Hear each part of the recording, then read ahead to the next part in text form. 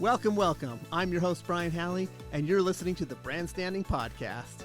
I'm excited to help you unlock the magic of brand strategy to supercharge your business in a way that's practical, easy, and fun.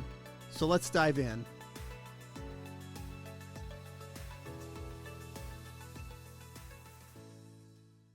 Welcome back to the Brandstanding podcast. We are so excited that you're joining us today. I'm here with my wife and co-host, Emily Halley. Hi, everybody. We are now in the middle of a series about brand messaging, and I want to remind everyone about what we've covered so far. So what we've been discussing up to this point is the process of branding. And remember, there are 3 phases to branding. And the first one is the messaging phase, the second is identity, and the third is expression. So before we begin designing a logo or other visuals, we first need to decide our brand strategy in the messaging phase. That's the most important phase. And within that phase, there are 4 pillars that need to be established. And they are brand purpose, brand positioning, brand promise, and brand personality.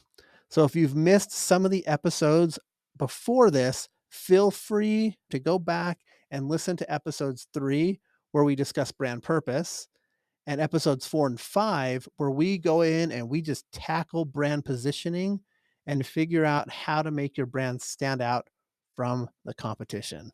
They're great episodes. You'll learn tons. And in today's episode, we're going to talk about the brand promise, which is that third pillar. So what is a brand promise and why is it essential? Well, simply stated, a brand promise is living up to the expectations that reside in a customer's mind about your company. It's that simple. So knowing what your brand promise is and delivering on it every time is essential in building trust as well as a loyal customer base. So in this episode, we'll be discussing some well-known brands that deliver on their promises, as well as give you some key tips for finding your brand promise, integrating it into your company culture and your customer experience. It affects a lot of things that you'll be doing in your business. If you've ever struggled to define your brand promise or what your brand promise is, this episode is for you. Yes, we're so excited to be on this pillar. Like Brian said, a brand promise is a commitment to your customers about what they can expect from your brand. And this is important because it helps you stand out by advertising the unique offering that your brand presents to the marketplace and the outcomes of doing business with you. It helps you to appeal to the customers that are looking for a brand promise like yours. It also sets expectations of solving your customer's problem or what their greatest need is.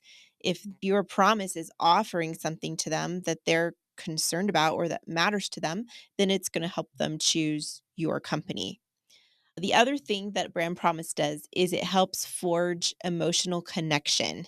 And when you can connect emotionally with your customers, this leads them to continue to buy from you over and over again.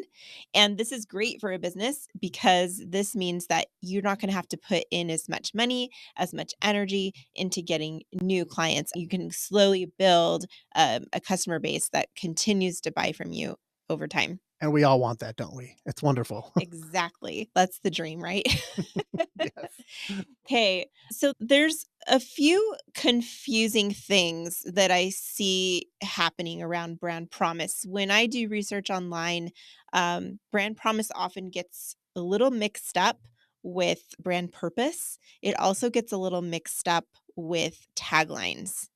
So, what we're going to do is Brian and I are going to go through each of the different types of statements that we've been talking about to give you an accurate understanding of the function and the scope of each of these different statements, as well as who the audience is. So, who would be hearing or seeing this statement, Yeah. and then who would use it And then how long does the statement last before you need to change it?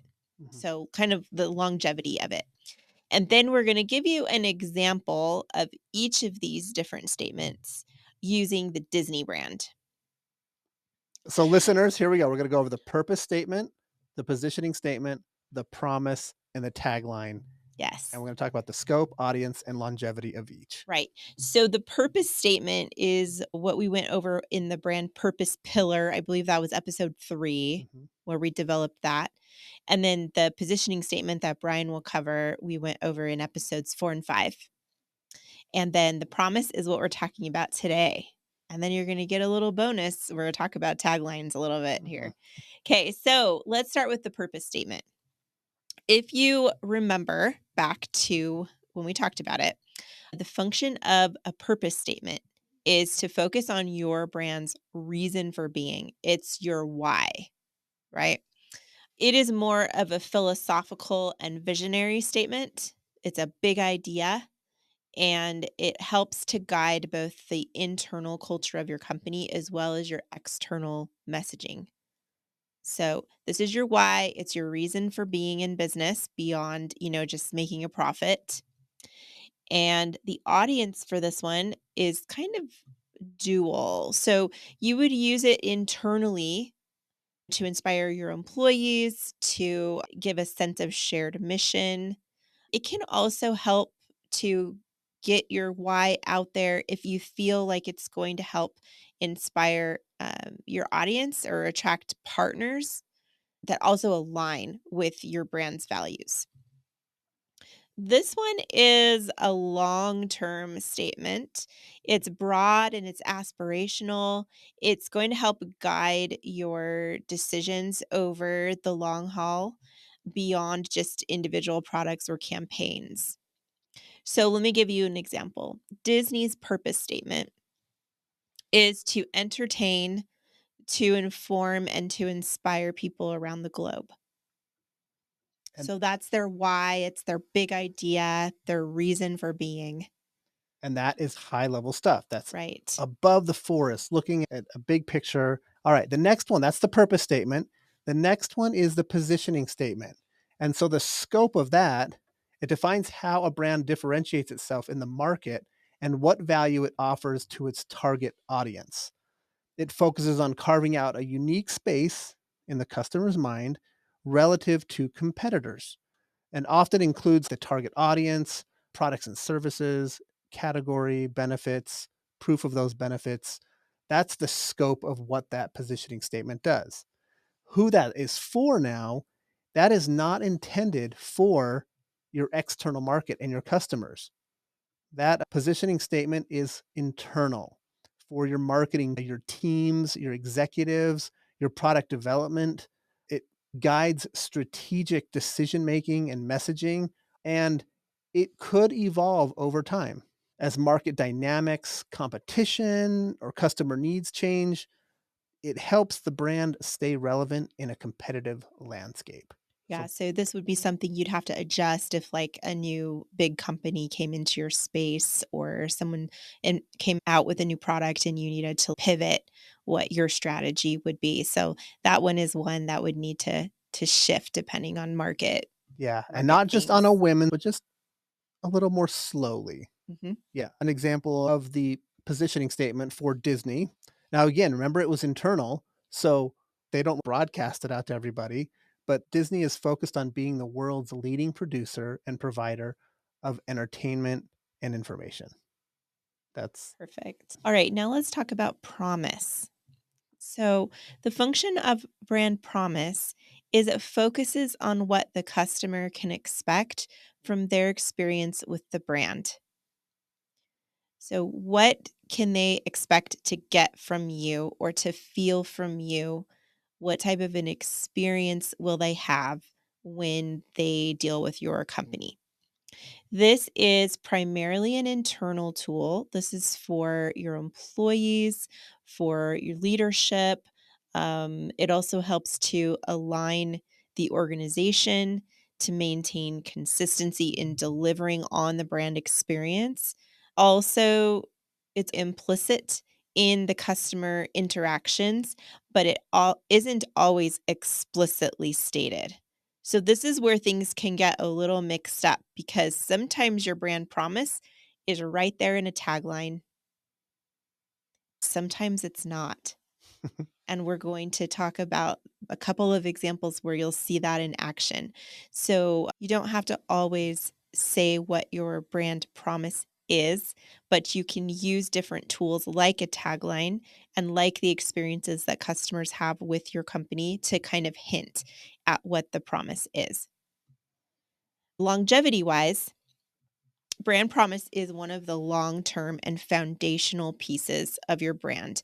It would rarely change, and the reason for this is because you're using this to build trust in your brand. If you were to change it, then you're going to alienate those customers that you've built trust with over all of those years. It reflects your core mission, it reflects your values, and it's tied really closely to your brand identity. So that just needs to stay the same. Don't change that one. Disney's brand promise is to create happiness through magical experiences. Ooh, all right. And we've probably experienced that. If you've ever dealt with Disney, you've probably had some magical moments. And you see that promise is, like, to create happiness through magical experiences. They don't write that across the castle. They don't write that on their brochures. Right. It's a feeling. It's a feeling you want them to deliver on every Yeah. time. Welcome to Disneyland. Yeah. Have Go have some magical experiences. Yeah. All g Now, this is the fun part now. So we talked about purpose statement, positioning statement, promise. Now we go into taglines, and taglines will fall later into the 3rd phase, but taglines are short. Memorable phrases used in marketing to convey the essence of the brand's positioning or message, and it is external. It's totally consumer facing, and it's meant to grab attention and evoke recognition. And the audience is external, and it has to leave a lasting impression on them. And it's the key part of advertising and marketing campaigns. And you'll see that shift quite often. It is short term, it's flexible, it can evolve and change based on campaigns, trends, the brand's focus. For example, real quick, McDonald's has used different taglines over the years, but its promise of quality and service, cleanliness and value has always stayed consistent. Mhm. So how does that go for Disney? Disney's the same way. Let's name a few of the Disney taglines. The magic is endless, or where dreams come true. And another one is the most magical place on earth. And this rings true to our hearts, my heart, because I remember taking Emily there and she's like, what's the big deal with Disney? Like, why Yeah. does everybody talk about it? And she hadn't been there. When did you first go? How old were When I you? was like 24. Yeah, we were married. Yeah, I grew up in California and I was the oldest of 7. So, as you can probably imagine, it would have been incredibly expensive for my family to go to Disneyland. And so I had a few opportunities to go growing up, but things just never worked out. And I didn't get to go until I was all grown up and had a couple babies of my own. And I think it was just a defense mechanism, because my friends would come back from Disneyland and talk about how amazing it was. And so, in my mind, to make it less painful that I didn't get to go, I just kind of like wrote it off. Like, it can't be that great. It's overrated, whatever. It's a kid's theme park. How good can it be? And so imagine this opportunity now that she's never gone and she's going at 24. Yes. She's grown up, she can actually voice and say what this is all about. Like, is there really a promise? Is it really magical? And I remember specifically when I asked, "How was this experience?" Yeah. And what did you say? And Disneyland, amazed me. I was absolutely enchanted, swept off my feet, blown away, all the things. It was beyond anything that I could even imagine. And it delivered on the promise, didn't it? Yes, it did. And there It was did. so many things from the way the people dressed, acted, behaved, Mhm. treated you, the experience, the environment was all from the promise Right, all of of that it. magical moments, and yeah, Yeah, yeah. wonderful. So I think it's interesting how the Disney like, the taglines, like, "The most magical place on earth," which is the Disneyland tagline. Mhm. I think it's interesting how it ties into the brand promise of creating happiness through magical experiences, but it's shorter, it's catchier, it's more memorable. It hints at the promise, but the promise is a bigger idea. Yeah, absolutely, and you be thinking about that with your business, going through this messaging phase seems so complex and so difficult and so hard, but those examples we gave are only 4 little statements, yet they guide all of Disney's brand strategy. The purpose is to entertain, inform, inspire people around the globe. Next, what's their, uh, purpose statement? Focused on being the world's leading producer and provider of entertainment and information. Next, their promise. These brand promise is to create happiness through magical experiences, and then there's taglines. So there's really just those 4 parts, but that will guide your business so powerfully and so strong no matter what your size is. And so Mhm. let's look at some other examples. FedEx is a big one. Their purpose statement is FedEx connects people and possibilities around the world, delivering the things that matter most. So that's their why. That's their why. Then we go into the promise I will make every FedEx experience outstanding. We've never heard that, but it's their promise. It's this feeling they want to give across. I think it's interesting how this one is phrased, "I will make every FedEx experience outstanding." That it's this first person statement. I imagine that this is probably something that they train their employees on, that each employee becomes an active part of delivering on this promise every time they deliver a package or interact with a customer. I love that. And see, just like a one word like that, now that can also control now the company culture Mhm. and individual responsibilities. And they probably get some of the greatest ideas coming from all over the company instead of just executives or something. Yeah, yeah. Yeah, good. The tagline of the world on time that reinforces this reliability and the attributes that go with it. Uh, so hope that helps with a real live example. Another one, Emily. Do you have Yeah, I anything wanted to else? talk about Walmart. I think Walmart is a really interesting case study because Walmart was experiencing a lot of negative press back in the early 2000s because they were expanding so quickly, absorbing so many customers from local grocery stores and other small businesses that were going out of business because they just couldn't compete with Walmart prices. At the time, Walmart had a tagline that was always low prices. And what they did as they were experiencing all of this melee in the media is they decided to go back to their brand promise. What is it that we are promising? What is it that we want customers to experience? They also went back to their purpose. Why are we in business?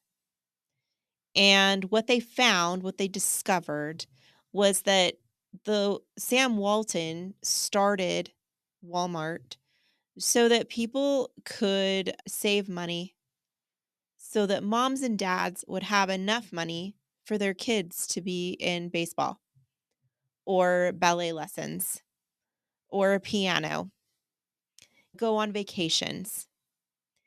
And what they realized was that their brand promise about saving money was also tied to their purpose of this is why we want people to be able to save money.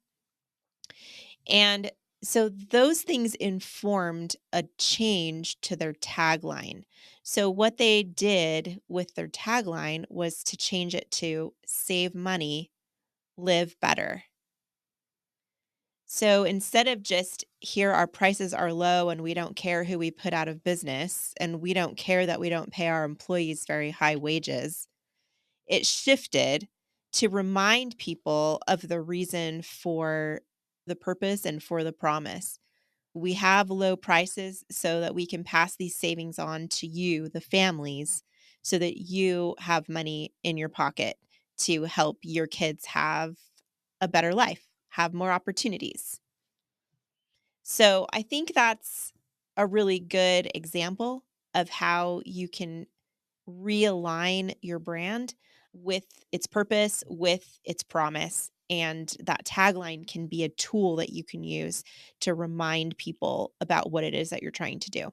Yeah, and I think it was just lost over time, and they had to move it back and reflect back and remind people what that promise was. Mhm. Great move, though. It was nice that they refreshed it, brought it back. And Yeah, so now, how do we create your brand promise?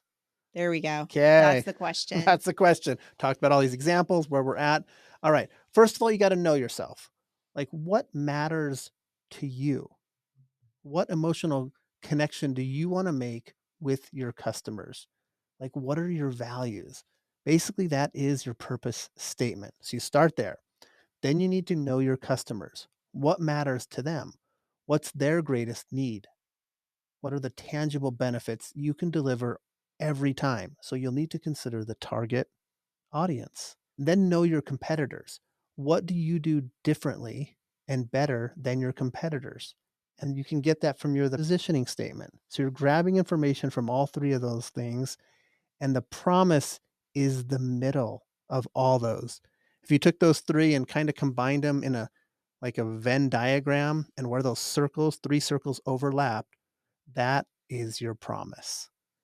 And so the core elements of a strong brand promise are: first, it needs to have clarity and simplicity, like super easy to understand. It needs to be relevant and have meaning to your audience so they get it.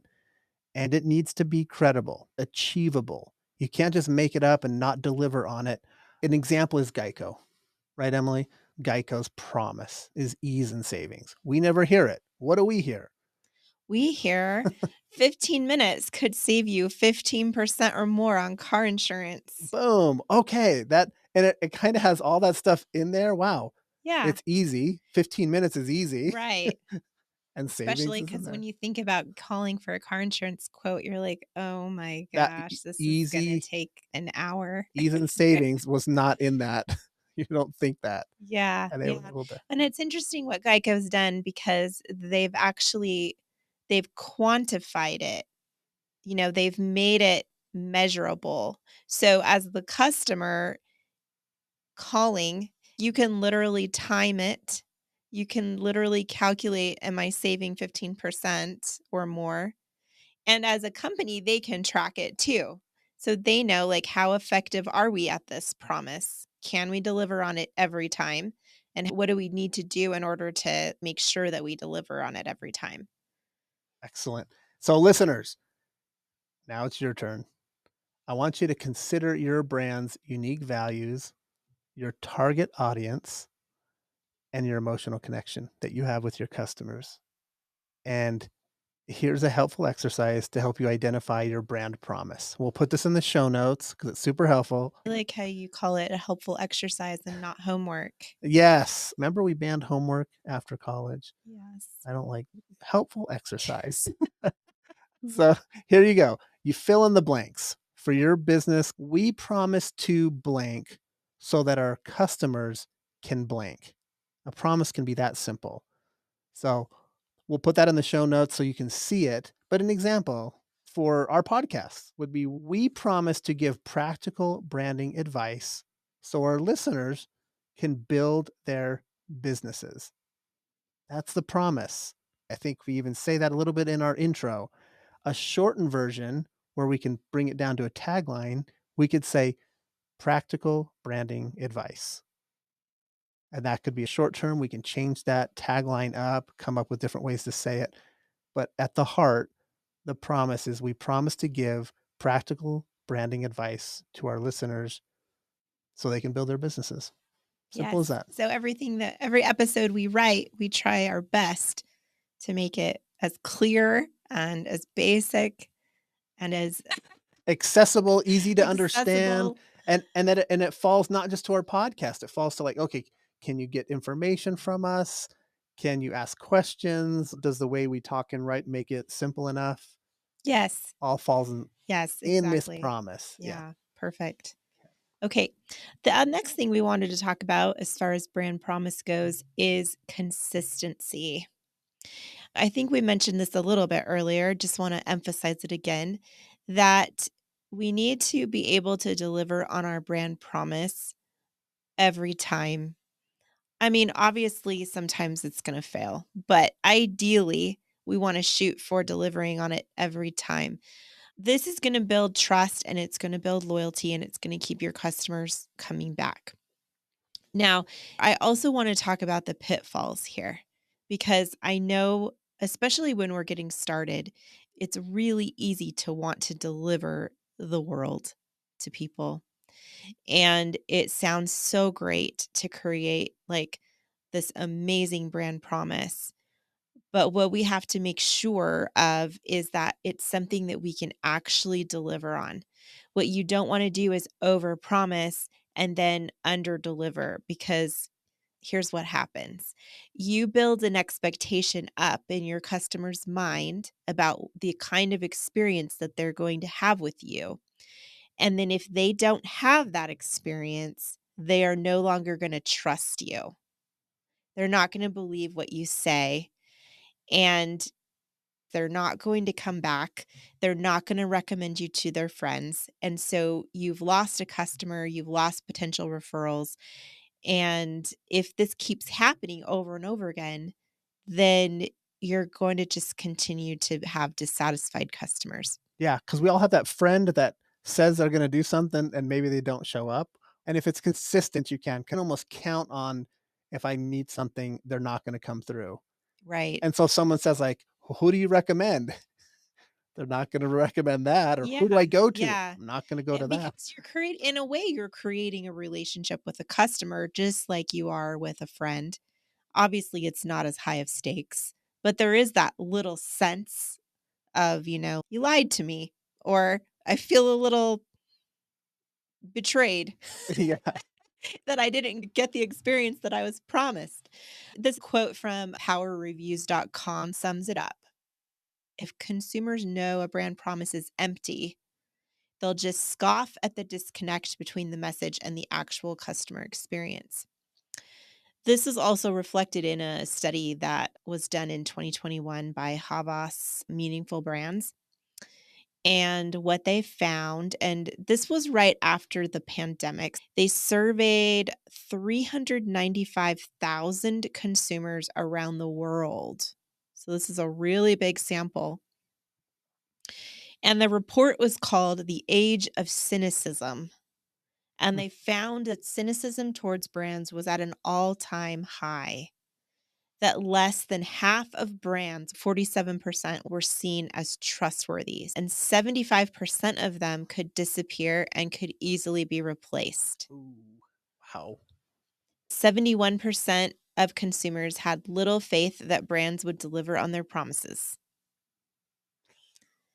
So, Let's talk about that. let's talk about that. So, what does Yeah, that mean? So, I think what that says, that what that 71% says is that so many of us have experienced these empty promises that now we're skeptical. Like, we don't believe brands when they tell us something. So we're like, well, I guess I'll find out. yeah, and as business owners, we sometimes go around with our fingers in our ears because we don't want to hear if there's problems and there's challenges, but then we wonder, why don't they come back or why didn't they say yes? One of the best ways to find out if your brand is delivering on the brand promise is to listen to your audience. That is key. It ensures that your promise is staying relevant. It's giving you information on what am I strong at? What am I weak at? You want to see how you can improve. For example, if you know your customers love the sandwiches at your restaurant, but it took 25, 30 minutes to make, you want to know that. I think it'll also tell you if customers are actually perceiving the same promise that you think you are promising. That's great. So Yes. if I'm not explicitly telling you, "Here's my promise," I'm just, like, taking action to make you feel an experience. Are customers actually getting that from the experience, or are they getting something else? Yeah, So survey that could would be like, "I wasn't getting that at all," and you're like, yeah. "Oh, okay. I assume too much. I need to shift a little bit." Right, right. So that yeah, that's really helpful, informative. Okay, next question. How can you take your promise and integrate it into your company's culture and internal teams? We have 10 tips. I know that's a lot. We'll cruise through them really quick. So, tip one is clearly define the brand promise. Be very specific. Ensure the brand promise is concise, meaningful, easy to understand. That's tip one. Which we talked about before. Yeah, So you guys should have that down if you did your helpful exercise. Tip number 2 is to onboard new employees with your brand promise. So early on in the process of someone coming aboard to your company, make sure that you highlight the importance of the brand promise to your company's success. Use storytelling and share examples that illustrate how the brand promise has been upheld in the past. excellent. Tip three is to lead by example. Make sure the leadership and the executives are aligned, but leading by example means that promise is inside you. You embody it. You know, this actually reminds me of a movie called, I think it's The Intern. Is that the movie with Al Pacino and Anne Hathaway? She has this super startup business that has just exploded. And there's this one scene where she takes a day and she drives out to the warehouse where her products are being shipped from. Mhm. And she takes the time to show the employees at the warehouse how each item needs to be packaged and wrapped and the card that goes in it and those types of things.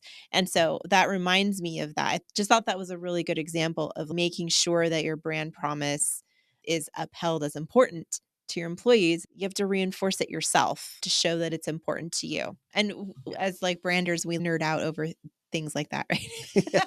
right?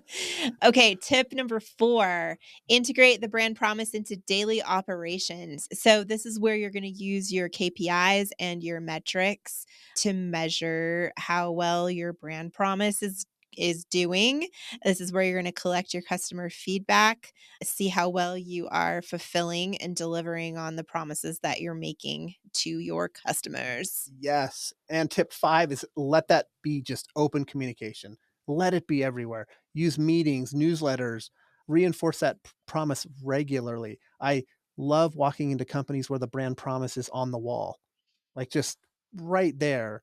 And then they integrate it in their culture of share a story about somebody in the company that did this.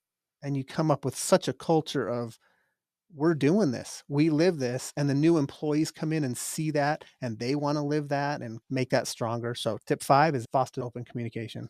Yeah, I love the idea of having the employee input and getting ideas from everyone in the company on how to make it better. That's Some awesome. of the best ideas are from Yeah, I think I other heard people. Elon Musk did that recently. Like he wanted to hear from each of the employees in the company, like, what do you need to do your job better? And Um, they came up with the ideas. Yeah, yeah, and they knew. He's like, who better to ask than the employees because they know exactly what's wrong in the system. They would know exactly what customers are complaining about. They just know.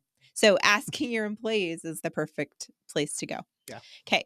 Tip number 6, reward and recognize efforts. So spotlight successes that people have, recognize employees who go above and beyond to uphold the brand promise, offer rewards and incentives to these people and their commitment to your brand promise. And this is going to keep people wanting to do it better and better. Yeah, moves right into tip 7 is just ongoing training, about your promise, role playing, etcetera. Just go in and just own it. Own it with the training. Okay. Tip number 8, align your policies and processes. This plays into making sure that every aspect of your brand, every time a customer interacts with you, that your policies and your procedures, your customer service processes, all of those things have brand promise baked into them. Excellent. Like, for example, Marriott's brand promise is to delight their customers. So every time somebody calls on the phone, every time someone makes a reservation, every time someone checks into their room, like at every point in the process, How do we delight our customers would be what they would think. Tip number 9 is measure and adjust. That comes with surveys, that comes with asking questions. Be aware of it, and when it's important to you and the executives, you can measure and adjust. You don't need to get upset or anything, you just have to show by example. So measure and adjust, be willing to refine internal practices based on employee feedback and customer experience. Awesome. Okay. Tip number 10, create emotional connections and shared purpose with your employees so that they can see how their work contributes to the promise, makes their customers' lives better, foster a workplace environment where employees feel valued and motivated to deliver on that brand promise. Oh, I'm telling you, if you when companies do this, it's effortless. It's so beautiful, and you get uh, this synergy effect on the whole company, and they all come together and they're working towards this. It is a powerful thing, and Yeah. I've seen it happen, and I think it also helps it's you easier. this is a tangent, I'm sorry. I think it also helps you know the type of person to hire. If Oh, you know your brand yes. promise and it's baked into your company culture, you're gonna know immediately, like, this person's gonna be a good fit because they already embody what it is that is important to us. Ooh, that's a great comment. Yeah. 'Kay, awesome. You guys, we've made it.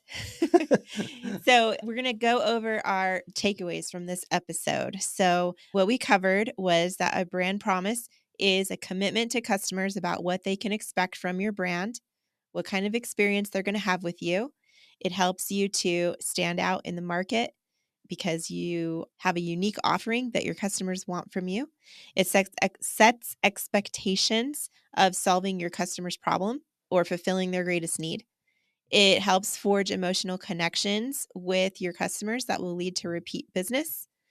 And remember that a brand promise is primarily for internal stakeholders. This is for your employees, for leadership, for partners, to help you align the organization, to help you maintain consistency in delivering an amazing brand experience to your customers. This is the type of thing that is implicit in all of their customer interactions, but it isn't necessarily explicitly stated. In order to find your brand promise, it's important to draw from your purpose. You need to know who you are and your company values. You also need to know who your customers are and what matters to them, what their greatest needs are that they need fulfilled. And you need to know your competition and what does your brand offer to your customers that is different or better than all of them. In the middle of all those things, you will find what your brand promise is. When expressing your brand promise, you'll want to make it clear and simple, make it relevant, make sure that your employees know how this is going to be meaningful to your customers and their needs. Also, you want to make your brand promise credible. Is it something that you can deliver on every time? Is it something that you can measure and quantify and know if you're doing it? Also, you want to be consistent.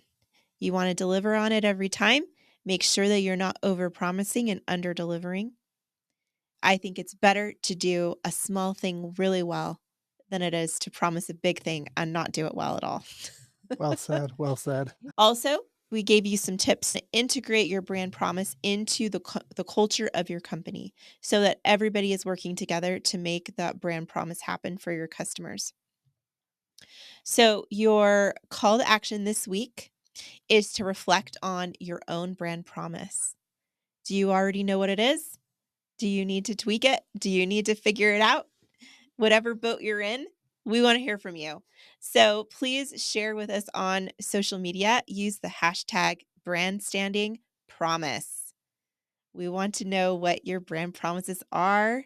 And then join us next time where we will dive into brand personality, which I hope you'll come because this is probably the coolest part. Oh my gosh, I get so excited about that. It's the part where minds will be blown. Minds will be Yeah, blown. absolutely. There's our brand promise for next episode. Minds will Minds be will be blown. blown. Let's stay tuned for that. Uh-oh, we better blow up some minds. Yeah, we gotta stick to that promise now. Uh, But again, thank you so much for taking this journey with us today and all our podcast episodes. If any of you need help branding, our brand agency is Right Think. You can find us at right-think.com. That's RIGHT-think.com. Please see our show notes for our email address and send us any questions you have. We'd love to hear from you. And if you're finding this content helpful, please subscribe, leave us a review. This helps us reach more people trying to build their brands. So keep dreaming big. And until next time, I'm Brian Halley. And I'm Emily Halley. Take care.